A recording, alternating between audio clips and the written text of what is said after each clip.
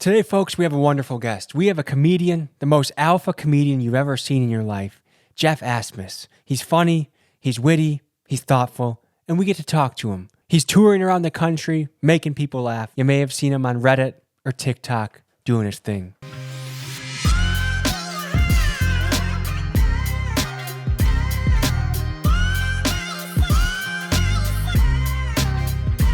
I saw you called from a Minneapolis number.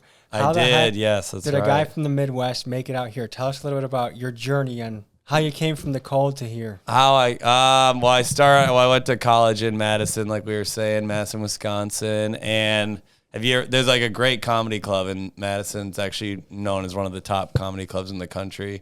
It's kind of like a hidden jewel of comedy. So I got to start doing comedy and like opening for people who I had no business performing with like early on because it was like a small scene. So like I got to open for big people early, which is cool. Was it something that your friends were just like, dude, you're funny as hell, like you should go for this, or how did you get into it? Yeah, so they had like a Wednesday open mic night. It was kind of like college kids. I think it was like $2 or something. They had like $2, like absurd drink specials like everywhere in the Midwest. I think it was like $2 shots of Jameson, $2 PBRs, and we would just get hammered and watch this open mic every Wednesday for a long time. Yeah. Dude, the drinking scene in the Midwest is unbelievable because I know that in Whitewater they had $7 all you can drink nights. Oh, and yeah. It's a miracle no one died. Dude. Oh, I'm sure they do die. They just die young. They don't die that night, but they die at 35 mysteriously from those dollar. It's insane. My girlfriend went to Indiana and they had dime beer nights or something like that. Doesn't that seem like a liability? It seems like illegal. I don't know what. I don't really understand quite where their profit margin is. Yeah. It's actually nice to be in New York because I couldn't live that lifestyle any longer. The temptation you gave into it a little bit too much? Oh, yeah. In Madison, it's just like part of you either have to be sober or an alcoholic. There's really no like, it's tough to have a middle ground, really, I feel like. So were you in progress of kind of just like curb stomping your liver, and now that you moved to New York, it's a little more expensive, you're kind of avoiding that? I mean, I still do drink, but not as much. Actually, a lot of the comedy used to be like pretty party heavy, like drugs, and that's kind of not the thing anymore. It's kind of, a lot of comics are sober actually now. I'm not one of them, but I'm kind of a weirdo for having a beer at a show now. Sobriety seems to be the next wave, dude. I feel like a lot of people are really, it used to be a nerd if you were talking about you're sober, and now you're kind of like the new age cool guy if you're sober. There's a lot of like young comics that are like 22, 23, and they're all sober. They were like, yeah, we drank when we were 15 and then we quit. And I was like, I can't imagine doing that, and I don't think I ever will, but I kind of respect it. They will live longer and they do look better. So, I mean, there is something to be, you do look better when you don't drink. It is true. I wonder if drinking will be our generation, last generation smoking, where by the time our new kids start coming up, they're going to realize like, holy shit, like you guys did that to yourselves 5 times a week, right. 6 times a week. Do you think it's going to? I think so. Yeah. Like, well, now smoking's coming back with vaping though, but for a while smoking was out for sure. It's kind of like when I look back at when we played beer pong in college, and we would like, you remember used to put the beer in the cups, but then the filthy ping pong ball would land in there and you'd be drinking like dirt and hair.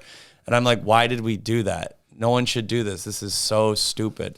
I'm glad it's good that things change. 100%. Yeah. I don't know what billionaire it was. I think, or some famous guy. It was a picture of him in his dorm room, and it was just clothes everywhere. Maybe it was Philip Hoffman Seymour. I don't know. It was some notable. Yeah. And it was just disgusting. And when you realize, like, I didn't really learn women until I got maybe to 26, 27. Oh, yeah. So I wasn't the freaky guy in college that was just getting a new layup every other week. But when I would see the frat guys that had these disgusting, like, beer-soaked, sticky houses, and they were the ones getting laid, I just never understood it, dude. We were all, the women and men at that age were all just stupid. They don't know. They don't realize those guys are losers, and those guys don't realize they're losers. So it's just like a circle. So the people, they're just kind of feeding off of... We're all just children still who are thrust into this adult situation. And, like, of course we do, like, stupid shit. No one's ready to go to college. It's kind of insane that we throw kids into college at that age. If you had a kid, would you decide to send him to college? Would you say that's a good idea? I would. I do think it's good. That's just the society we live in. But there'd be certain colleges I would not send them to. They're like, I don't know if I'd send them to UW. It's kind of It's a great college, but the temptation is rife. Have Well, you ever been there? You ever partied? You partied in Madison, I I'm was sure. always a lightweight, dude. I've never been the guy to Oh, really? You've never party been my a- balls off. No, I was the guy that would show up to the party, take a few puffs, I'd get into a freestyle circle, Oh, I'd bust a shit. few moves, and then I'd Irish goodbye out the back door after maybe 1 or 2 beers. Oh, you're dancing, not rapping. No, I'd be rapping. Oh, okay. Yeah, I and love so that. I love that. I don't know. I never was good at staying up late, which would make your profession very difficult. Very difficult. Yeah, New York, it's crazy. I went on stage last night at like 2:30 in the morning, I think, or something like that, which was insane. Actually went well, but I was shocked. Now, what the heck were you doing studying theology, studying Islam? What were you thinking about at that time? Like, where was your mind? Well, I always loved history. My grandpa instilled in me this love of history and especially religion, because like everyone's always like fighting, where all these religions are fighting, but no one really knows any. Everyone's like, fuck Muslims, but then they don't know anything about Islam, and then Islam is like, these damn Christians, they don't know anything about. They're basically the same religion if you actually like do any research into it. It's like the exact same thing. I grew up in a heavily Christian household. I went to a mega church when I was a kid. Oh, really? Like one of those mall churches? Oh my gosh, Yeah. escalators, like literally a shuttle bus would take you from the parking lot to the front Did doors. they have like a rock band? Oh, like like- everything was so cool too. There's like the- guys in jeans ripping solos. Yeah, Yeah, and like for Jesus. kind of douchebags, but then somehow like mixing Jesus, like, yeah, this one's for God right now, but then they'd be like acting like Brad Pitt up Oh, there. I know, and yeah. you could never really balance it. Like, And they're if you're- all seducing the young people. Oh, I you felt always like hear I was stories. even being seduced. It was like, what is going on over here? Right. Wait, was that in Milwaukee? That was in, so I grew up in Crystal Lake, Illinois, but the headquarters was in Barrington, Illinois, which is really, really That's like a wealthy. far suburb of Chicago, right? Yeah, Pretty and there north. was so much money rolling through there. But this church was so big that they had 8 or 9 satellite campuses that you would show up and you'd watch the service on the screen. And they would have their wow. own local pastors, and sometimes they do their own services. But like they would recruit like, oh, the Chicago Bears quarterback is coming to give his testimony. Like it was like, Oh, you know, wow. It was like celebrity driven. Is there like a restaurant in the church too? Yeah. And like a gift shop there's and all that. cafeterias, there's bookstores, there's like probably 10 basketball courts. Like I remember when I was in middle school to get checked into Elevate. They like Christian churches are really good at branding. Like they always make everything sound super cool. Right. Like Elevate, it's the mission, you know, like that Is type Elevate of stuff. the name of the school? Elevate was just for the middle schoolers, and then I feel Oh, like wow. Impact was high school. So it was something That, like. that sounds like a sales company. That sounds like someone who does. sells printers or something. and I That's interviewed with insane. those bastards back in the day Yeah, too. because Impact is a company, right? Yeah, my friend worked for it. That's right. Was Yeah. your friend highly depressed after that? Yeah, job? he's think job. He sold printers. I don't think I'm making that up. And yeah. and door to door knocking, like they Oh. are. They think they're like. I've noticed managers in that type of profession feel like they're the Navy SEALs of the sales world. Where like, I interviewed with a guy named Rick Ray, and he's like, every Rick morning Ray, two I get first here, names. I love it. 4:30. I take a scoop of pre-workout, and I already have my appointment book set up. Like I don't like you know. Yeah, like, they think they're changing the world by like selling these products no one needs. It's like you have to. It's like a delusion. You have to tell yourself that, or you wouldn't be able to do it. You have to like live in this like lie.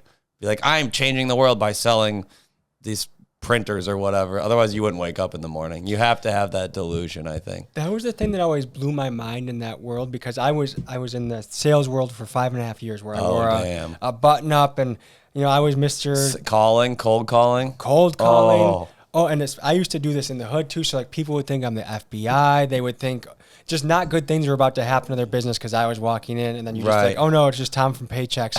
But the delusion thing is like I knew guys that were the company man through and through. Like they made a great living. They had good for them. But like, how did you get excited every Yeah. day about selling payroll? I get why people have jobs. You need jobs. This is the capitalism. It's how it works. But to actually love a job like that, I think is a kind of psychopathy that scares me. People you like that ever kind of have scare me a little bit. A job that was like, what am I doing here? I actually honestly have been lucky to have pretty good like side jobs besides comedy. I mean, how I did old are you like now? I'm 32. Okay. I've been doing comedy full time like the last 3 or 4 years mostly. I mean, I got lucky during the pandemic. I got unemployment and did comedy at the same time, kind of illegally, but whatever. And I worked with kids a lot, which is actually I actually really enjoyed it. What kind of stuff did you get to do? with I was kids? like tutoring them. I was like a summer camp counselor. I was like a recess monitor basically, or like a before, like kids who stay after school, they need someone to watch them and tutor them. That's kind of what I did. It was kind of fun, honestly. Dude, anytime you can really inspire and help kids, like I coach wrestling for a lot of years. That'd be like, fun. You see a kid go from an absolute pud to a savage, and you're just like, hell yeah, you can man. see, and then on the other side, you see the kids who aren't going to make it too. You can see both sides, but it is fulfilling. I love kids. I do kind of miss that, but you can't really do that and do comedy at the same time. Parents might have a bit. Especially if the parents saw what I'm saying on stage, they would get me fired in a day. So, in which I understand. What kind of environment is this? Was this like a suburban public school? Was it like the trenches? Like where? What it kind was of like a area half inner city school, maybe in Chicago. Like not like fully down there, but like it was like kind of rough, but not fully. Maybe a little whereabouts bit. was this? It was it was all over. I did like Humboldt Park, Wicker Park in Chicago. So not like, I guess not really that rough, but kids would get bussed in from the rougher areas. And what did you notice? Because like I would imagine it would be really hard to watch a kid and look at him and be like, you have so much potential, but for whatever reason, like something's going on at home and they're just kind of too many roadblocks in their way that they just kind of choose a path of destruction a little bit. Like, did you get to witness that? I didn't really notice that. One thing I did notice was that kids are like, I noticed the kids like being destroyed by their like smartphones at that age. Like they could not, they're like 8-year-old kids just on their phones for 3 hours straight after school. And they just like couldn't read, but they knew how to make like whatever that app before TikTok was, Sing Musically. Okay. Remember that? They were obsessed with that. They knew how to make all these videos, but they couldn't write their fucking name on a sheet of paper. It was kind of disturbing. I wasn't like a teacher, so I couldn't really teach them, but I had to like witness them being like destroyed by their cell phones. I'm 29, so I'm real close in age to you. So maybe we grew up in a blessing era where we got to taste the best of both worlds. I do. I am very thankful for. I think we lived in like the best like 6 or 7 year period of recent history. Yeah, because I didn't have a phone till like 16, maybe 15, 16, and then even then it was just like a flip phone you couldn't do shit on until I was like 18 or 19. That was great. It's good to not, because now kids are just, they have an iPad at age 5 and it's bizarre. Were you up to a lot of ruckus as a kid? Like, did you like catch turtles or run through the woods, or like what kind of things did you do in the pre-cell phone era? I was a fucking weirdo. I was an autistic little freak. I don't think I had autism, but I certainly acted like it. And I would run around the neighborhood with like a hockey stick, and I would pretend it was a rifle, and I would pretend I was like a soldier in this imaginary country I made up. Did you ever get concerned that you'd be a school shooter or something? I definitely, and I was a virgin till I was like 25, so I'm like the oldest virgin not to shoot up a school. Yeah, exactly. Were you too late? 19. 19. Okay, nice. Which is late for the average still. Yeah, comparatively. Yeah. And then when you would hear about kids like 14 or 12, it just felt like an unknown, like I didn't even understand what they were talking about when like a kid in like 7th grade was like, yeah, I got a blowjob. I had legitimately no idea. I was like, cool. I don't know what that means. Great. I'm playing Madden after school. Go get your blowjob. I don't know what I was so sheltered when it came to sex. I legitimately had no idea what sex was till I was like 16 or 17 probably. And were you also from a very religious household? Yeah, we would go to church. I wouldn't say we were like super religious, but we went to church every week, and I went to Catholic school. Yeah, but it wasn't that strict at Catholic school. Okay, I'll bounce something off you. You can tell me if this is similar to what you experienced. Yeah. But I remember my friend Kyle Harper had a birthday party when he was 13, and we were all going to watch the movie Accepted, if you're familiar with that. They start their own little college. I think it was PG-13. Yep. And my mom ran it through some sort of Christian monitoring site, and apparently, I don't know if there was like nude statue that had boobs or if there was like brief nudity, but she's like, you can't go.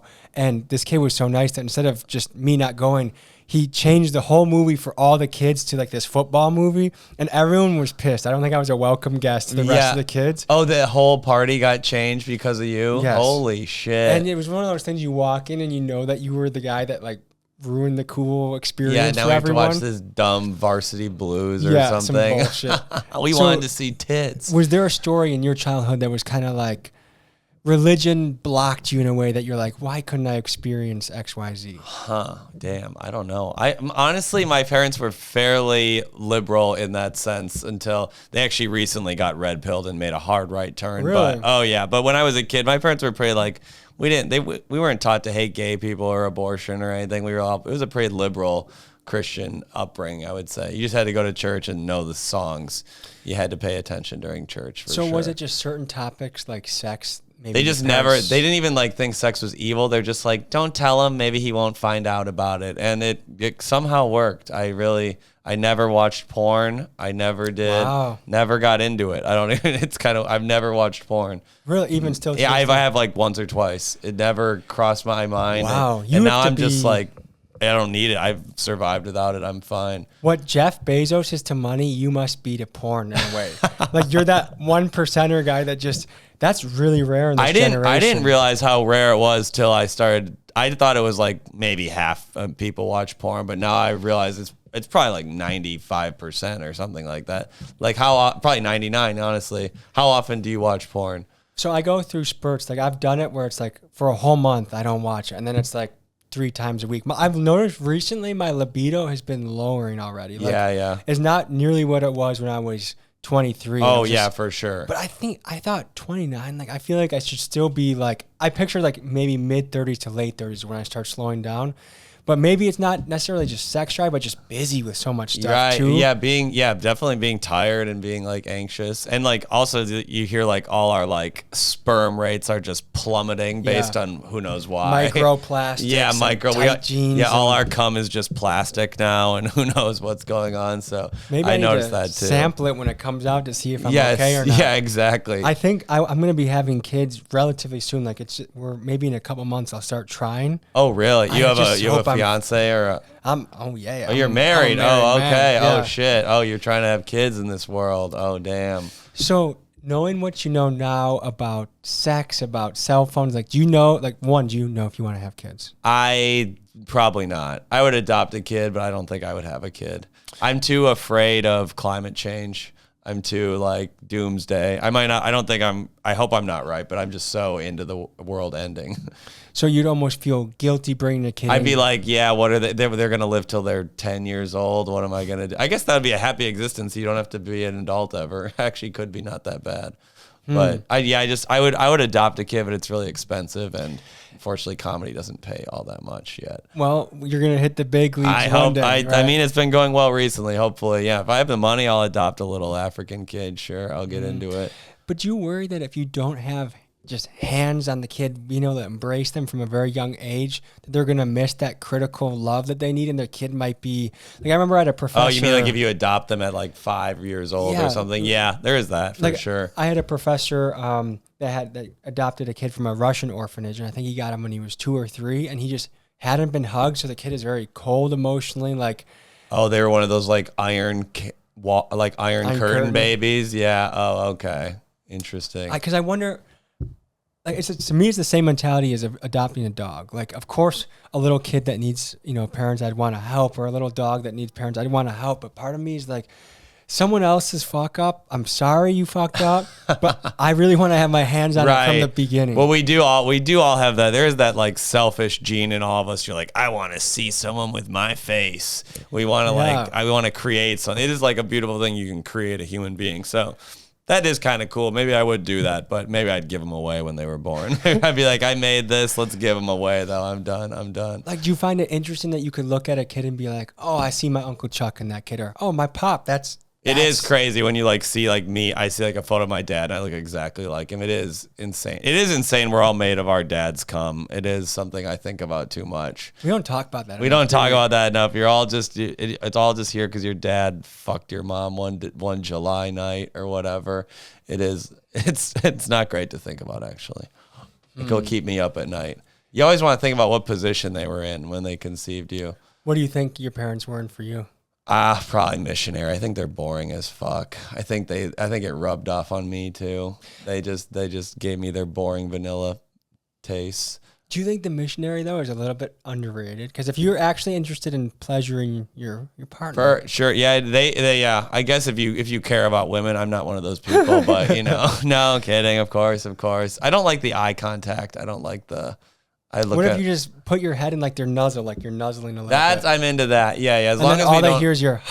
Yeah, then I'm fine with that because I'm not gonna talk. I don't want any eye contact. Let's keep it kind of quiet. That's Because what I I'm feel like about. when you're a boy and you're a teenager, like doggy style is always heralded as number one, but then you realize like unless you're passing them a vibrator or something, like doggy style doesn't really do it. Yeah, for them. yeah. When you become a slight feminist, you're like, this is kind of just for me. It's So- more so you can imagine anyone is on the other end because you don't see that. You could just be like, oh, this is Halle Berry for sure, right here. Yeah, it's me. Yeah, this is what I'm doing. So because you never saw porn, how did you figure out like your first time you had sex? Like how did you figure it out? Dude? Oh, well, I mean, it didn't go great. Yeah. I mean, it was pretty, yeah, it has been like, it did take me a few years to figure out the basic logistics of sex. Even like the first time I had sex, I remember the plane was about to enter the station and I came before I even got into her. Really? I was like laid down covering fire and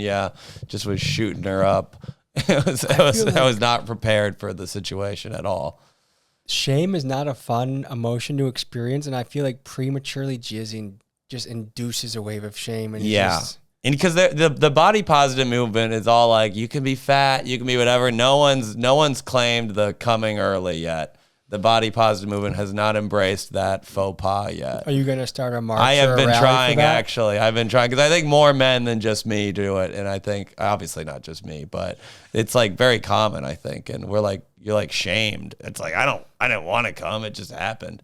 How I control early it. or how many minutes do you think the average man would last? I did look this up recently. I think it's like 3 minutes or something. And was this like a peer-reviewed source, or how'd you? I don't remember. I think it was just you Googled it and Google was like, we did the research. This is the one. I think it was 3 minutes. Isn't it amazing how confident you can be with that answer that pops up? Right Yeah, I away? don't know. It could be some. Yeah, I don't You know. accept it as fact right away. Like it just unquestionably, that's it. If Google tells me something's true, I do trust Google blindly, 100%.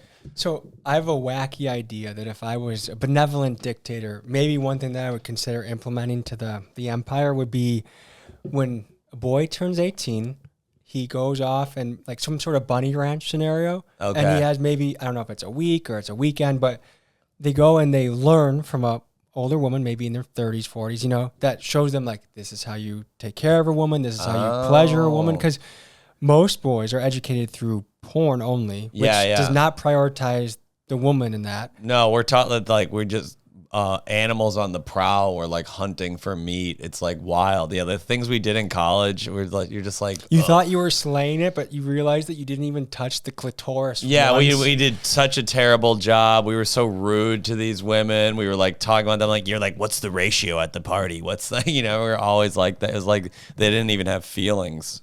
And maybe they don't. I haven't learned that yet, but we thought they didn't. Because you were vulnerable and you shared your early ejaculation story. I'll share one of my embarrassing stories. And I would love to hear another one of yours after this. For But I remember I was still a virgin at the time, but I was I was spitting some game to a woman that was known for her capabilities. Okay. And I remember coming so fast that she was giggling with my cum in her mouth. And she's seen a lot, so it means a lot if you made her laugh. That's good. I think I made her laugh. I think you made her feel. I think they feel good. I like to think they do. That's what I tell myself. I think if I'm being honest with myself, I think she was expecting quite a lot more from me. My performance did not live up to it. But do they want to give a long blowjob? It can't be fun.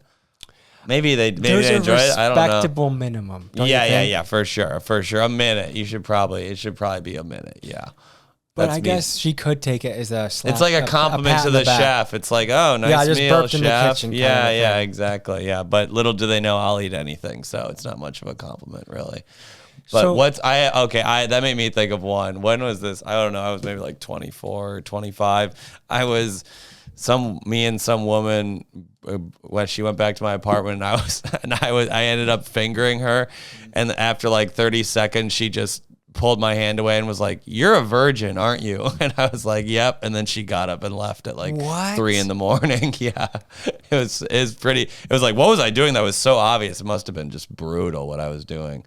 I'm sure it was like it was a classic, like ramming it in there, like, no, you like that. It's like fucking, because that's what we're taught to do. That's not our fault, really. It's just poor education, really. So do you think, how do we be more properly educated about that? Well, is it a subject that should be in public schools, or how do we? I think your idea is not bad. Like, yeah, we need like hands-on, like we learn like about DARE. We go so into like the effects of drugs, but we learn like almost nothing about sex. Like we had like one semester of maybe sex ed in high school.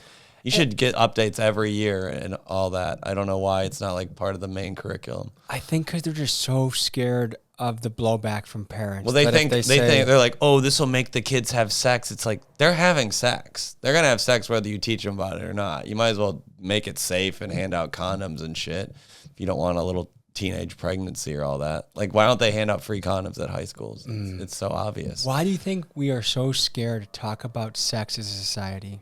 We have this it's like the puritanical Protestant thing that we still got running through our country. They're like, it's like this fake facade of like, I'm religious, I don't have sex, but then all the priests are fucking the kids and they're all having affairs. It's all like this fake religious facade. Yeah, I see, I kind of follow both sides of, like I'll see a lot of like anti-woke shit and I'll see a lot of woke shit. And I saw like one point on the woke side was, the number of kids that have been molested, like, has it been by a drag queen? No. Has it been by this? No. But has it been by a youth pastor? Ding, ding, ding, ding, ding. Yeah. I've been writing a joke about that. That was a good point. Yeah, it's like people who are like, we're taking our kids out of public schools and putting them in Catholic school to defend them from pedophiles. It's like, you're just putting them right in the target range. It doesn't make any sense. The lack of coverage or lack of accountability about the Catholic Church is almost equivalent to the lack of accountability with Epstein. Like, those are just two massive things that we've just like, oh. Yeah. Like, I think in Minnesota, the whatever you call it, like the diocese, they spend like $20 million a year on like payouts to like kids or whatever. Like, that's the money you put in the basket every week, just goes to paying the kids who got molested by the priests. It's insane. This like cycle of money and shame and everything. So sex would definitely be on this list, but is there another subject in school that if you could be a benevolent dictator to influence curriculum, like, yo, we got to put this on the list? Oh, got a financial literacy. Absolutely. I still have none, but you have to learn what a 401k is, a Roth IRA, what taxes are. It's insane. We're not taught that. Do you think, like, or like what, or they should teach us like what certain jobs make, so maybe people don't choose paths that have no career opportunities or stuff like that as well. So I feel like the two most common ways to look at this financial literacy issue is either, it's by design, they don't want us to know, or just by ignorance and outdated system, and it's not necessarily intentional, but it's just a product of our education system. Where do you kind of fall on that spectrum? The way that you say, I think it's a very classist thing. I think they don't want poor people to know how stocks work and how investments work, because it's kind of a game for the rich to stay rich, and they make it complicated purposefully so we can't really get involved, and they make the bar to entry so high financially you can't really get in. I think that would be my answer. Yeah. And do you think that they're afraid that if more and more people of lower income get in, but wouldn't they still get enriched themselves if like everyone started going to the stock market and they're already entrenched in it? Wouldn't they? I guess, yeah, but I think in the end they want most people to remain poor, because then we can't manipulate the market in the ways they do. Is what I would think. So you're talking about like. It's like the 99% versus the 1% or that type of shit. Yeah, a little bit. I don't think it's a full like conspiracy, but there's probably a reason it's left out of the curriculum. Yeah. Yeah, because it is astounding. I mean, you would think like knowing how to make your own spreadsheet and budget would be right. Boom. That's a math class, and that's like a home ec class. Right. Yeah. It could be like stock. I have no idea what the stock market is. I could not tell you what a stock is. I think I might be a little dumber than the average person, but what is a stock? I just really don't know. How would you even, it's like you own a part of a company, kind of. You own a sliver of a company that could go up or down at any moment. But Could who go up or- I don't get how people decide if it goes up or down. That's what I've never understood. How does it go? Is there like an equation that says when it goes up or down? Or I feel like I'm such an idiot, but It almost seems I don't like even know what it's- I don't know. It's confidence and fear. Like just like Bitcoin. Like, oh my gosh, it's going up. Everyone get one. And I did, and I lost it all. And then Yeah. people get scared and Yeah, I don't know why thought I should do crypto. I don't even know what stocks are, and then I got invested in the new form of the thing I don't understand. Do you think crypto will make a comeback? I don't know enough about it to even know what it is. Don't they even not know the guy who invented Bitcoin yet? It's like this mysterious, like random bot or it's a person, but we don't even know their name. Nakashi, Or do they know the name now? I forget his. I don't know if anyone remembers his name, but yeah, some like Japanese. They did figure out who did it. Oh, He has okay. at least an alias, but they don't know the identity. Like they don't know. It's not like it's this guy, but they just like his signature has been left. It seems like it's just like a new form of a Ponzi scheme, in my opinion, but I don't know. NFTs definitely seem like a Ponzi scheme. Those For seem sure. absurd. I can't believe anyone bought into that. Yeah, I did buy into the crypto hype as far. I as, bought into crypto. I ended up even in the end, but like the idea that we're going to be independent, the government Yeah. can't control anymore, power of the people. I was like, it is kind of cool on the surface, but then you look a little below it and you're like, oh, this is mostly for sex trafficking and drugs. And you're like, okay, it's just kind of a secret, hidden way to shuffle money around. you think it could be a symptom of like, you know, how some, even a band is like, only the hipsters like it, then all of a sudden it goes to mainstream. Like someone has to start using it first before it hits the mainstream. So it's just the sex, like it's the utility of it is why the criminals use it. Sure. Oh, for sure. I get why they use it. Absolutely. You knew they jumped the shark when they had all those crypto ads in the Super Bowl last year. It was overinflated. They like oversaturated the market, I feel like. And that's what happened. Remember last year, like every ad was for crypto at the Super Bowl. Now there wasn't a single one this year. It really imploded that quickly. Yeah, I felt like I was such an expert investor about a year and a half Oh ago. my God. Yeah, wasn't that when was- GameStop happened? Yeah, like a year and a half ago. Yeah, I was ready to open up my own hedge fund, and then it's like, oh crap. I was the same. I bought so much Ethereum and it was just rocketing up. And then I got out before I lost money, but God, I was such an idiot. It actually makes me sad to talk about it. I could have had like so much money for me. What would you, if you would have pulled that money out at the right time, what would you have done with it? I mean, I would have just moved to New York sooner, probably. I would have probably been able to move here quicker because you need a little nest egg to live here, honestly. Does New York do first month in security? Is it just like everywhere else? I think it was first and last and security at the place we're at now. So How do people do it in New York? So we need to put up like between me and my girlfriend like $4,000 or $5,000 up front, kind of. And we got a good deal, honestly. Our deal is fairly decent. What do you pay a month?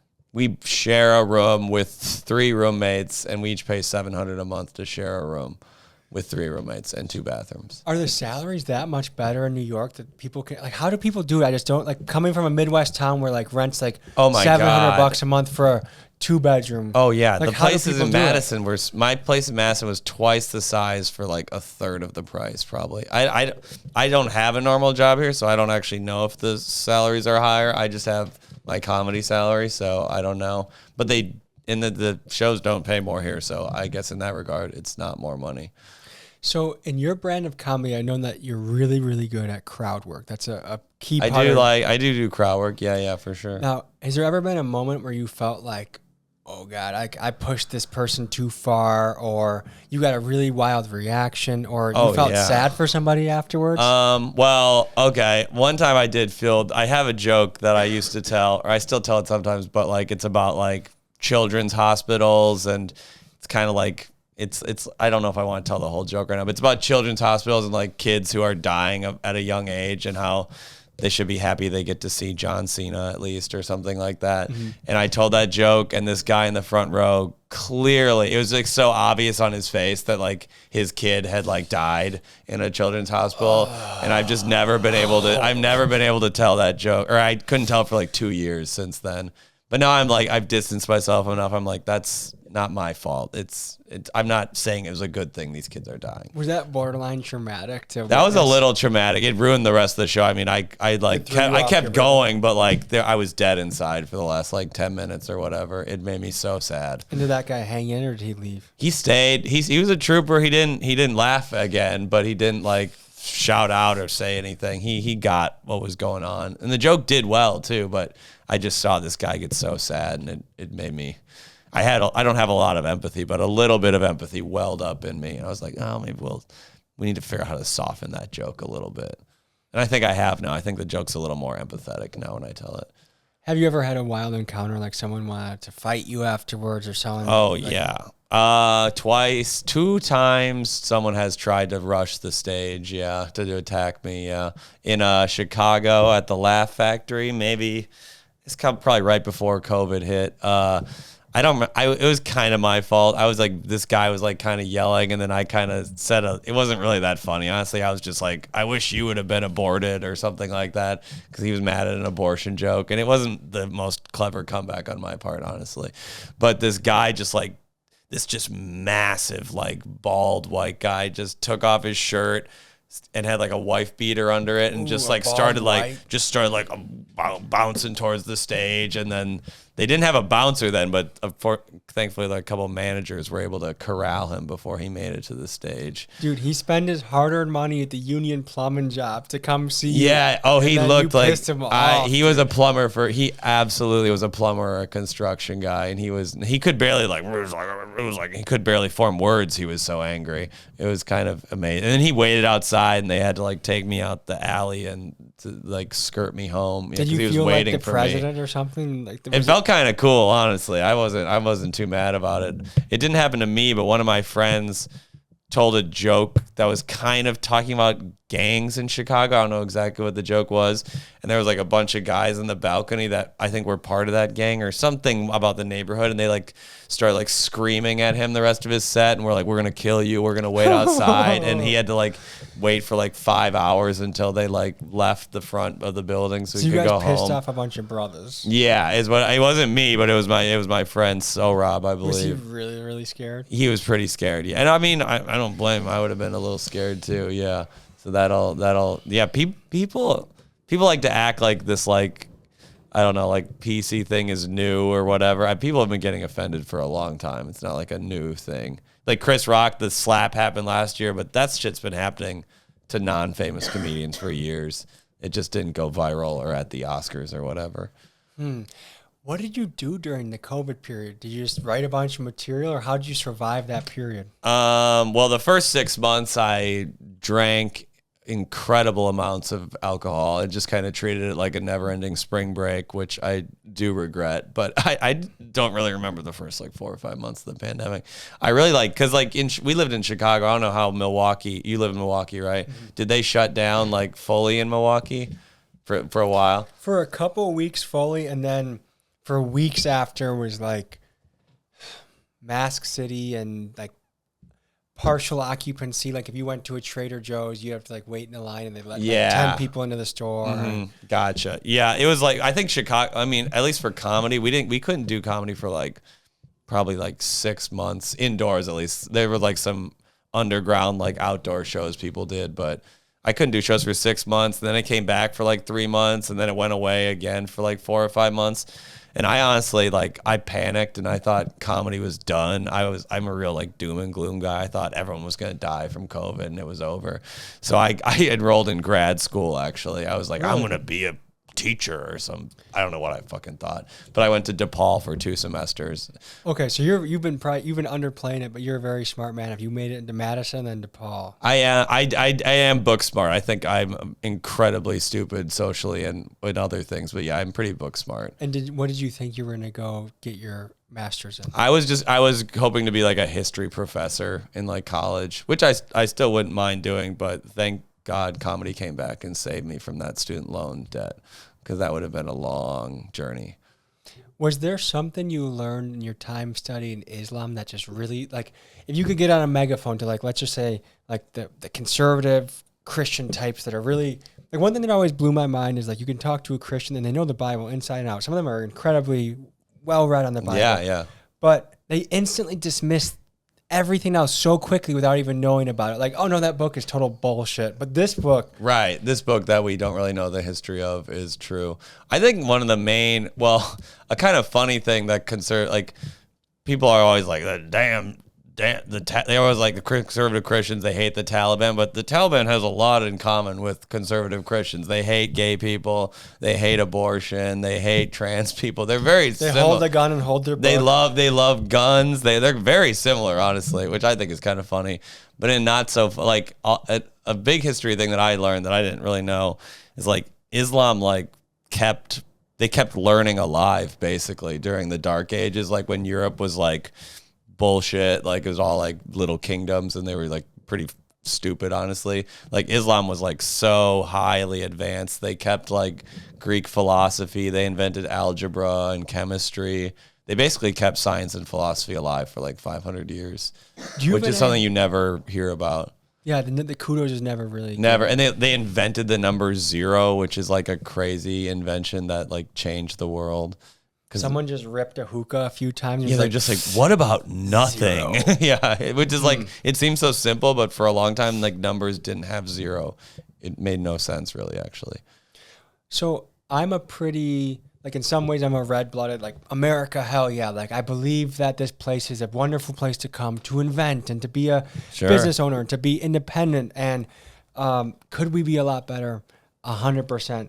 But recently I've been reading some more history that is like, ooh. Like I know we have some ugly sides, but reading about the coup in Guatemala where we overthrew those guys and put in a shitty dictator and put them back. Oh, for many sure. Years. Chile, I think we did that as well. Many in Latin America. El Salvador, yeah, pretty bad. And now it's I'm reading about Cuba and that we took Guantanamo Bay and we thought we were going to be friendly. We were we're just going to save you from the Spaniards, and then we just took it, and then we didn't like that they were trying to go independent, and so we blockaded them. And now that they're poor, this is the result of communism. Yeah. Oh, yeah. And we won't let in any food or anything, but they're poor because of communism. Yeah, it is a funny narrative that we all kind of buy hook, line, and sinker, honestly. And while I'm still not convinced capitalism is worse than communism, I think everything has its flaws, but maybe this is me indoctrinated, but it seems apparent that if the places you want to live on Earth either have a strong capitalist element or it's kind of a democratic socialism element, but anything where it's one guy and the government running everything just seems a little scary to me. For sure. Yeah, I agree with that. I lean the Democrat socialism. I think like Scandinavia or like Germany. I mean, they're incredibly happy, and I think we're always like, that could never happen here, but it's like it could easily happen. We could have universal healthcare so easily.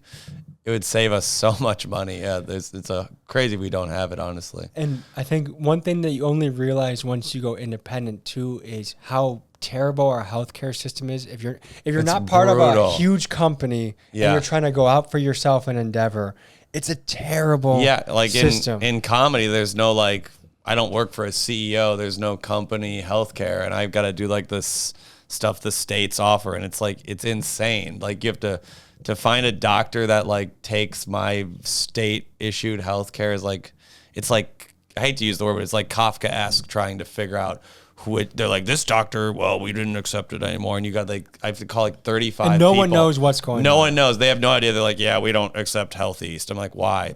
We don't know. It's just in the paper with it. They have no idea why. It's not their fault even. There's just like so many levels of like puppetry and bureaucracy. I made a stupid decision when I was 23 and I forgot to enroll into my company's healthcare. And so I had to do it out of pocket. And I got this For how long? For a year? I got this big gash on my knee. Oh, fuck. And that turned into $12,000 out of pocket. Jesus. I had to go to 3 different hospitals for this. Every single hospital was ruled. Well, by the way, they said, you only have a $7,500 deductible. So worst case scenario, you're out $7,500. I'm like, okay. Like I was living with my aunt and uncle, and I was saving. I was very frugal. So a lot of money. I was putting a lot of money away, and then every hospital I went to was out of network, out of coverage, and nothing went to the deductible. And I paid for the health insurance. It's like, what does out of network mean? You don't operate on humans here? Like, isn't this? You feel like hospitals would be like, anyone who wants to come in should kind of get to come in. It's and the insane. Other thing is, you could literally go to the front desk and like be bleeding out of your knee and be like, "Hey, do you guys cover me?" And they're like, they can't really. It doesn't feel like Sorry, they you're can not a give you an Silver answer. Shield member. You're not a Silver Shield member. Go bleed out somewhere else. Yeah, it's insane. Here's what I do. I go to the hospital and I never pay my medical bills. It's a little trick I've discovered in America. And did that come to bite you? It actually has not, honestly. I think it's Is your credit shit? You know what? It isn't. Nothing has ever happened to it. It's only been like 4 years. Maybe they're still coming, but I think I kind of lost them when I moved to New York. I haven't gotten. I used to get like calls and mail, and in the last like year and a half, I haven't. So gotten they anything. sent it to the debt collector, and the debt collector gave up, and they basically write it off. It seems that that's the case. I mean, it wasn't like $100,000, but it wasn't nothing either. But I think the hospitals know that that's going to happen, and that's why they charge so much, is because they're like, well, some people aren't going to pay, so the people who do pay better pay a lot. It's such just an absolute rape, dude. It's a scam. You look at that, like, $80 Advil. Oh, for you to stay in this bed for 1 hour is $4,000. Oh my God, yeah. My grandparents just got into a nursing home. It's like, it's insane how much money they have to pay. It's designed to bleed the accounts out. Like my grandparents, one of them just passed away, and the other is battling with Alzheimer's. Like they're both. It's one of those deaths that you're like, they've lived a long life, right? Yeah, and they're not themselves anymore. Like it's. If that's about to happen with my grandparents. And it's in the you're sad that you're losing them, but you know that how they're living isn't good. Alzheimer's is one of the saddest things in the world. It's my grandma's like halfway there, and it's incredibly depressing. But my mom was telling me the rates. I think it's like $8,000 a month for and there's 9 bedrooms in this kind of shared facility, and it's $8,000 a month per bedroom, and it's almost like the amount is designed to take all of your 401k. It's like you work for 40 years. Well, you're going to give us all that money just to slowly fade away into the darkness. Yeah. Yeah. The way we treat the elderly. Yeah. Not great. Every other culture, not every other culture, but a lot of cultures, you take care of your grandparents in your house, but we're just kind of like, you worked and we had some fun times at Christmas, but go die in this really, really, really sad nursing home now. Are both your folks alive? Both my parents are alive. Yeah. Yeah. And if they gave you a call, like, Jeffrey, we need some places to stay. Exactly. Yeah, exactly. I talk a big game. Well, I don't know. I have 3 roommates now, so it wouldn't be Let's say you're a little more financially comfortable. Do you let them stay with you? If I have a decent amount of money, I think I would. I'd be like, I'm not going to take care of you, but you can stay here. Hopefully, if I could afford to get a nurse or something. I'd like to think I would, but also it's a lot easier to say that on camera than to do it. I think, and I've talked about this with my siblings, like, I'm sure my mom will be a widow at some point because my stepdad, lovely guy, but he's 11 years older. And so just the math of it. Right. Plus, and men die sooner. So what I think is I 100% would love for her to be at the house, but I would love to be wealthy enough that there's a mother-in-law suite. Like, I think having space is important. Yeah, put her in like a little outhouse in the back or something. Yeah, exactly.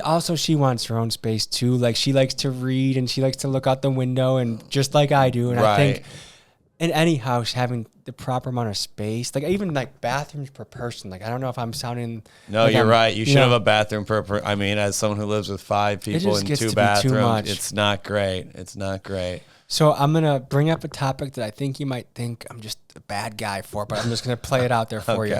So one of the things I do when I'm not involved in YouTube is I'm involved in real estate. Am I a bad guy because I'm a landlord, Jeffrey? I don't think you are, no. I think it's a bad system. And unfortunately, in capitalism, we all have to have jobs and work for things that maybe aren't so savory. You know what I mean? Like, people who work for Monsanto don't all hate the environment. They just need to make money to support their kids. So it's like when you say all cops are bastards, it mean like, maybe some are, but some people just need a job to make money. So I can't say anyone's evil for just a job. So I think the last Facebook... And also, you can be a good landlord. There are bad landlords, and there are, like, I have I have an evil landlord right now, but I've also had good landlords before too. Yeah, so I haven't gotten in a Facebook fight for probably 5 years. And the last Facebook fight... I had to retire too. It's nothing ever. It's not worth it. I moved to Instagram. That's where I fight now. That's what I do. But we had the conversation of one of my old high school acquaintances posted about how landlords are evil. And the thing that I think is always interesting is, like, Okay. Like, are you going to band together with your buddies and are you guys going to pay for the house to be built? When the furnace crashes, who pays for that? And So what is their argument? What's their argument they for why they're couldn't- evil? well, basically that housing is a human right. And Sure. that, But then if that's true, which I kind of agree with, but like the government needs to step in and like they could have money to like buy housing for people, I think. what about housing there should be affordable options. Yeah, exactly. But The like government could upkeep like is not easy. Like I've had for sure. months where it's like, 2 furnaces go out at 2 different places. That could be almost 10 grand right there. Right. And that like, so it's nice. Yeah. Like there are months where it's like, okay, things are going nice. You're building up a nest egg. And then all of a sudden, like you get punched in the dick by 2 furnaces going out. Right. And the other thing is I feel like if you wanted to take the socialized approach, nothing is stopping anybody. Like if you want to get 8 friends together and Like buy a co-op situation. yeah. Kinda, And if the roof goes out, you guys split it 8 ways. If the water heater goes out, you split it 8 ways. Yeah. Which isn't bad. Some people do that, but yeah, I think that's another example of like a lack of education. People don't even know that that's an option. I think if they knew that, I think more people would do that if they knew that was possible. There's a quote I love that I'm going to butcher by Naval Ravikant. I don't know if that's a man that's Okay, I don't know who that is. kind of a tech investor, but also very, very wise. And he's like, with my family, I'm a communist. With my friends, I'm a socialist. And as you get wider and wider in your net, you kind of expand out to the capitalist. Yeah. What do you take? What's your take on that? I get that makes sense because like that's like with like local elections, a lot of local places are pretty Democrat. Like people are very like left when little groups. I think leftism works a little better. Mm-hmm. But then when you get to like the big, like I don't know how to say this, like the big ideas, I feel like conservatism often wins out. But in like small areas, like it makes sense. Like yeah, co-ops make sense and like organic farming and all that. But then when you get to like we have to make money and stuff, you're like then it kind of falls apart a little bit sometimes. Because one thing that's informed a little of my political thinking is like I think this happened in New York. It's like the diffusion of responsibility story where one lady was in an alley in New York. Oh, Kitty Genovese. Yes, Yeah. And she was getting assaulted, raped, killed. Yeah. And like over 37 different people heard it going on and didn't act. And I feel like the more people you bring in, the more likely it is to say, well, Jeffrey's not going to do it. Well, that's fine. I'm not going to do it. And I expect him to do it, Right. And so that's kind of what politics is. You kind of pass the buck to like, oh, I'm not going to solve homelessness. This guy who I vote for every 4 years is going to do it. When, in my opinion, politics is kind of like a distraction and we should just try to make as much difference as we can with our individual lives and not rely on these people we've never met and never will meet to solve these unsolvable problems, honestly. So it's looking very likely that we're going to get this opportunity to go to Washington, D.C. Oh, really? And spend time with a senator. Oh, cool. And His Wisconsin senator? Yeah. Which one? Ron Johnson? Yes. The legend, the mega legend. And there you know we go. what? That'll be crazy. I initially thought I didn't really research him. I try not to research a lot of the people I do my videos on just because if someone else has done it, I don't want it to be influenced. That's good, I just want to be, I want to know enough to know where to go, but not too much. For sure. And I thought sitting down with a guy like this, like, oh God, I just put him in the box of he's a U.S. senator. He's probably a piece of shit. He's a bad guy. He's this, he's that. I was very impressed with him. Like, really? Okay. I don't know that much about him. I know I protested him in college. I know that. Yeah. I think there's a couple little things that people could get controversial about, but overall he's like, our system's broken and here's some ideas, but like he doesn't own an individual stock. But also he made his wealth early. Yeah. What is his wealth? Cause every senator has some wealth. What's his wealth? He was a CFO of a plastics company. Okay. What's in our cum now? Yeah. We got a little Ron in us. If I can't make a baby, I'm calling Senator Johnson. Yeah. But I guess one of my questions to you would be, so if you were in my shoes and you got to go potentially speak to senators and different folks walking around the White House, is there anyone in particular you'd want to bump into and ask something? And also, if you could just ask a general question, maybe of accountability or probing on somebody, what kind of things would you ask? This will kind of play my hand for where I stand politically. I mean, I'm a huge Bernie guy. I love Bernie. I don't really idolize politicians, but I do love Bernie Sanders, and I would love to talk to him. I just think he's so admirable. He just like keeps fighting and never wins, and no one really ever gives him credit, but he just like keeps going, and I respect that. Did you lose respect for him when he just kind of backed down to the Clintons and just like didn't admit that there was a lot of inside nonsense happening? I didn't lose. I felt bad for him. I get why he couldn't stand up to the Democratic Party because there's just so much that one man can't change. But it more like just made me sad because I mean they completely fucked him in 2016. It like so blatantly, it's like insane. It wasn't illegal.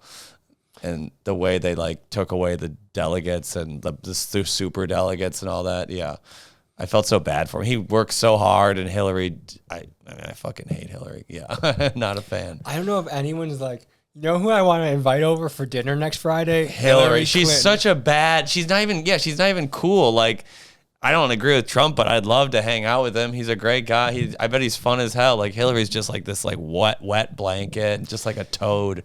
I hate her. Everyone I know that has actually been in person with Trump has rave reviews about he's magnetic. He's charismatic. Yeah. He's great. I can't. Joe Biden seems like maybe he'd be like okay, but Trump is like so charismatic. He seems like he's making a resurgence though. Like Joe Biden all of a sudden like woke up and started like either someone's writing catchy shit for him or he's like you know what? I'm taking off the mask. I'm ready to go. Like he's starting to say some cool stuff. He actually has been not too bad the last like 6 months. For a year, I was like, Jesus Christ, I made a mistake voting for him. But it's been decent the last few months. I mean, he is dying, but like, you know, we knew that. If he makes it to 2024, I'd be shocked. I don't know if you ever see the red pill side of TikTok, but you know how there's like just an awful lot of like, it'll be like Donald Trump saying a speech and like then like a Navy SEAL will jump out of a helicopter and there's music in the background. Like I love that. I haven't seen any for Joe Biden until recently. Like he had some line where he was talking about I think a potential war and I don't know exactly the whole line, but he's like something like blah blah blah and we own the finish line and I was just like let's go. That inner little like yeah. I don't know if I'm slightly brainwashed, but I am like I do have an element of me that's like USA. For sure. And I couldn't help but cheer when I heard like it just felt like a line that you would hear guys say in the movies. Right, because he hasn't been quotable. That's been his problem. Trump is just endlessly quotable. He's one of the greatest comedians of all time. Trump is truly a gifted comedian. He's so funny. Is he a genius or a bumbling idiot or a weird mixture of both? Trump's a complete idiot. But I don't mind that. Some of my best friends are complete idiots, so that doesn't really bother me. So you don't think like some of the stuff he's done is really you think he's just lucky off the cuff or I think I guess you can be like he's like very dumb with books. He's like if you asked him to take an SAT, I bet he would do incredibly poorly. But like he's very good at like social persuasion, which is a type of intelligence, I guess. He's very good at talking and being like relatable and stuff. Like he like and he's a genius with marketing. He's a genius with marketing. Expert marketer. Like the fact that he's been touring after he lost the election and just keeps like going on these tours for no one's ever done that before. It's like an unprecedented thing that he's a one of one character. He's a one on no one's like him. No one it's crazy. He just keeps like doing these speeches and everyone's like, "Why are you giving speeches still?" And he's like, "I don't know. I just keep doing it." And I don't know what he just can't stop. He'll be campaigning till the day he dies, I think. Where do you see the comedy industry heading as far as it seems like there's a new outgrowth of like independent tactics that are really winning. Like people are putting out their special just on YouTube and they're cutting around the networks and just going out with the podcast. Like where do you see the pieces on the puzzle heading and how are you kind of navigating your comedy strategy? Yeah, I mean, you're right. It's like definitely getting democratized, like a little bit like the gatekeepers are kind of being smashed down. Like the algorithm is kind of like it used to be like some guy would see you at a show and be like, "You're going to be on Letterman tomorrow, kid." And that was kind of how it happened. So are there no more talent agents that will come to a show no more? Not often. They don't. I mean, they do. It does still happen, but certainly not. There used to be like certain shows. Even 5 years ago, there'd be like, "Oh, this show, the managers from whatever CC, whatever the company, hang out there. You got to do a good job." But now they mostly just find you on the internet. They don't need to go out. Interns that scroll through. They just have someone scrolling and be like, "Oh, we like your clips." That's how my manager found me. He saw a YouTube video I put up, and it saves them time. They don't have to go out and waste a whole night watching a show of 19 bad comedians to find one good comedian. They just wait on YouTube or whatever for it to pop up. So that's good. I think that allows like people, you can get this, you don't have to move to New York or LA anymore. Like you can get discovered in fucking Arkansas or Nashville. Like I know people have blown up from like Iowa. Like you can become big from anywhere, which I think is good. I think there's some bad things about letting the algorithm control it, but I think overall it's pretty good. What's the bad side of the algorithm? I think the algorithm kind of rewards like mediocrity. I think it rewards a pretty face. Absolutely. Like it rewards people being good looking, which probably happened before too. It obviously happened before, but like, I think the algorithm kind of rewards like middle of the road, like safe things because they do censor. Like if you talk about edgy jokes do get censored on except for YouTube. Does that frustrate you? That it used to, but I don't get that mad about it anymore now that I know it's happening. But I used to get TikTok really used to piss me off because they like if you say the word dick, immediately taken down. But then there's like a 15-year-old in a thong twerking, and it's like that's okay. It never added up. It never makes their like moral compass doesn't make any sense. But I don't try to fight it anymore. It's just unfortunately that's the game you have to play. And how much does having a manager help? What do they help? What I mostly need help with, my manager helps me like book and helps me get into like comedy clubs, and because it's an incredible amount of work to like book shows and book the flights, book the hotel, which I was doing all myself for years, and now as of like 2 months ago, I don't have to really do it most of the time now, which is great. But for other people, it maybe helps them get like auditions and stuff like that. I do that a little bit, but not as much. But what kind of stuff would you audition for? Like I auditioned for like some movie. I can't even remember what it was called. I played like a teacher, and because it used to be this COVID kind of changed this a lot. Like you used to have to go into the office and audition. You'd wait in a hallway and audition, but now it's all you like tape it at your house. So it's also democratized that as well. Anyone can self-tape in their living room, and you don't have to take the hour train to the city, wait for 3 hours. You can audition for like 10 things in one day now. So that's a nice thing too. Would you like to star in a movie one day? I mean, I obviously, sure. If someone offers me a boatload of cash, I'd love to, but that's not really a dream of mine. No, I'm not into acting all that much. I'm more like, I just like stand up or writing. That's what I'm more into. One thing I've had a brief foray into stand-up comedy. Did you do it 3 times? Really, in Milwaukee? Yeah. And wow. So I thought it was a decent bit, but I had a bit basically like it was like a foolproof way to defeat ISIS, and I went into how I thought you could do that. But what I noticed is that there's maybe this is just in Milwaukee, probably not as much out in New York, but like the open micer scene is like the same comics.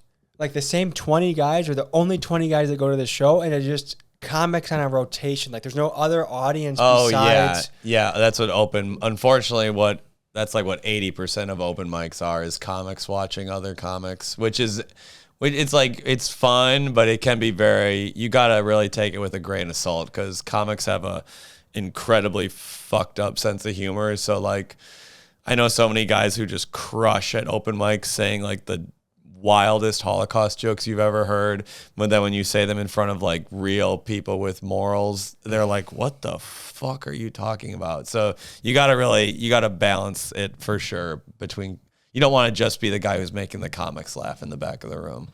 That's like a big mistake a lot of comics make, I think. I had the luck to have the first show it was like maybe a 80 or 100 person room, and it was a good amount of actual audience, and that was where so was much it? fun. Was it you Laughing go upstairs? Was it the Comedy Cafe? Oh, Comedy Cafe. Oh yeah, I used to perform there. Yeah, that was a great. By the Cole Center, right? Yeah. That was a great, or not the Cole Center. What's the Bradley Center? It was by the Bradley Center. Yeah, that was so much fun. Yeah, and then that was the a next great one I room. went to was all the open mic rounds, and I was like, where do you go from here? Like if it's not, it didn't feel worth chasing if I knew every day I was going to talk to the same 20 guys 3 times a week. You got it. Yeah, you can't just be the guy. You can't just go to open mic. You have to do more than that. Yeah, you got to like run your own shows, or you got to reach out. You can't, if you just get stuck in open mics, it can be incredibly depressing. I used to do that every night. I do like 3 open mics, and it's not a good way to live. And you just get drunk every night. Your reps in, though. Yeah, you have to get your reps in. There is something to be said of you obviously have to perform to get better, but at some point doing the same jokes for the same 20, 30 people is kind of a waste of time. Now, I've seen that you have gone crazy viral on a handful of your A clips. couple recently, yeah. What is that thankfully. like? Was that like a rush that like, okay, thank the algorithm gods that I'm finally getting Yeah, some notice? yeah. Like, walk me through that. I mean, it was really exciting because like I've been posting clips. I wasn't the first guy to post clips, but I was on the early end of comics posting like clips on Instagram and whatever, and like probably started in like late 2019, posting like one a week, maybe two a week, but almost nothing happened for like 3 years. Like I had like one video do decent in like 3 years. I probably posted 200 or 250 videos, and they really did not do great. Even though they were good, they just, whatever, the algorithm or the gods that be didn't smile upon me. But then just one about growing up Catholic, like last September or October, like clicked. And then ever since then, I've been able to like every month, one of my clips will like go a little viral, which has been, it's great. Cause I mean, I just love stand up. So it's good to get kudos for the thing you love. I mean, that's kind of cool. I'm glad I didn't have to like do something else to get big in stand up. I'm glad it's just my stand up that's being like supported by social media. With that I've enjoyed that a lot. Now, you're in one of the best places in the country to be involved in comedy. It's like for there's sure. one of the headquarters. Who is someone that you're like, this guy's the next up? Like the Tyler Creator pre-Yonkers video. Like Okay. who's someone that you're like, I know about this guy, and pretty soon everybody is, because this person is funny. I think my friend Ronan Hirschberg is so funny. He's like he's actually probably a little past the hype phase. He's doing pretty well, but he like has opened for Louis many times, and he's hilarious. Ronan Hirschberg. Who else would I think is hilarious? I think I have a friend named Tommy Bayer who's very funny from Minneapolis. He's got an absurd sense of humor. And yeah, there's so many. It's tough to even wrap my head around how many. Who else? There's a girl named Steph Tolev who lives in LA. She's actually doing great. She doesn't need the press. She's doing great. I don't know. There's so many. It's overwhelming us. Like we're in like a golden age of comedy right now. It's like the best. Comedy's the best it's ever been right now, in my opinion. Speaking of overwhelming, how long did it take to get used to New York? Because I feel like a bumpkin here, because it's just like it's too much. Oh, for you've me, never dude. been here before? I've been here a couple times, but it's still, there's like no nature. Like there's like one tree per mile. Right. Like there's nowhere just to like be alone and just like being quiet. And There are like, if you, Central Park and like Prospect Park are amazing, but you are right. If you don't, you have to search it out. You're not just gonna stumble into nature. There are like some nice parks, but you have to like be like, I'm going to the park. You're not gonna see a squirrel otherwise. You gotta make a determined path to go to the park. But it is overwhelming. I mean, I've had some incredibly sad times in New York. Like it's so expensive, and there's nothing worse than doing an open mic and bombing and then taking a 90-minute train ride home with like 3 guys doing heroin. It's a experience that will really squash your ego. You don't get too arrogant here, which is good. You get brought down. It's high highs and low lows. I think there's a lot of good things about New York, but it is tough. Are you familiar with Skid Row from Los Angeles? Sure, yeah. I love great hair metal band too, yeah. Is there a Skid Row equivalent in New York? Oh yeah. I mean, the parts of New York I don't really go to. Like in deep Brooklyn is pretty rough, but even around like the Comedy Cellar, like I don't think that's like the East Village. It can be pretty rough. There's a lot of homeless people in that area. A lot of like, you got to kind of watch yourself after like 1 or 2 in the morning. I mean, this wasn't a violent thing, but I got scammed out of money by this guy. I mean, this was me being a naive Midwesterner, like, oh, everyone's nice. Don't look for the bad in people. Like I like walked up the stairs and like lightly brushed this guy's shoulder. He was like carrying a tray of food, and I lightly touch him, and he just comically throws the food in the air and starts like screaming like, you made me drop my dinner. And it was clearly just like garbage. Like I looked at it, it wasn't a meal, but he's like, that was lobster. That was my lobster dinner. And then these 2 like urchin assistants of his, like kind of like cornered me with their toothless faces, like you gotta buy his dinner now. And I'm like, okay. I'm such a like dumb fucking idiot. I'm like, sure, I'll buy your dinner, mister. And he's like, and I'm like, where is it? A couple blocks away? He's like, no, it's in Harlem, which is like so far. It's like 2 miles away. I'm like, okay, I'm not going to Harlem. I'll get you some money. I don't ever have cash. So I was like, I'll go to the fucking ATM at 7-Eleven. And they like escorted me, these 3 people, to the ATM. And Were you frightened at this point? I was a little frightened. Yeah, a little bit. But there were also a lot of people around. They weren't going to like hurt me, but I was like, my like fucking Catholic guilt kicked in. I'm like, I did a bad thing. I must repay them, even though clearly I had done nothing wrong. But like I got the guy like 20 or 40 bucks and gave it to him. Even though I could have easily run away and just gone into the show I was going to. I feel like there's a lot of people here that are like professional hustlers. Like, that's what they do. Oh, there's more a lot. so than anywhere I've ever been. Like someone's always pulling a scheme. Apparently, this guy's been pulling this scheme for years. Now, when I've told this story on another podcast, everyone's like, "Oh yeah, I know that guy." It happens to everyone at this stop. And if you're like a tour, if that happened to my mom, she would have given him $100. You know, like they just prey on tourists, is what it really is. Because like the tourists are like. Especially those guys do you ever seen the guys who dance on the train? Oh, they're talented, they're but they make anyone who lives in New York for more than 3 months you just don't look at them because then you have to give them money. You just don't. But tourists are like, oh my god. Otherwise, they get aggressive. They get kind of aggressive and they make you feel. It's like bad. buy my mixtape type of energy. Kinda. They're not gonna like hurt you, but they're like, well, you watch the show, won't pay me. And I kind of see their point a little bit. And like tourists are always forking over money because they're like, oh golly, New York is crazy. Look at they're dancing on the subway. Everyone's happy, and they're just handing over money. And I mean, I would too. I know my mom would. She's so naive. Like people, like you from Milwaukee's like a big city. It's 2 million people, but like it's just nothing compared to New York. It really just is nothing. New York is so fucking crazy. Speaking of crazy, you have places to go, places to be. I do have a show. Right? I have 2 shows tonight. Yes, and it's some Jewish charity or something. I don't even know. So Jeffrey, what kind of final thoughts do you have, and where can the people find you? Final thoughts. Oh damn, I didn't have a ending tirade to go on, but it was. I have a special coming out at the end of the month on YouTube. Like we said, the democratized process. It's called The Only Funny White Man. It's going to be coming out on YouTube. I don't have exact date yet. That's a good title. It's a fun title. I hope other white comics don't get mad. I'm just kidding. But and I have a podcast called You're an Idiot that comes out every Monday with my friend Alex Dragovich. So listen to that. Subscribe to my YouTube for the special. Don't have a date yet, but last week of March, I'm pretty sure it's coming out.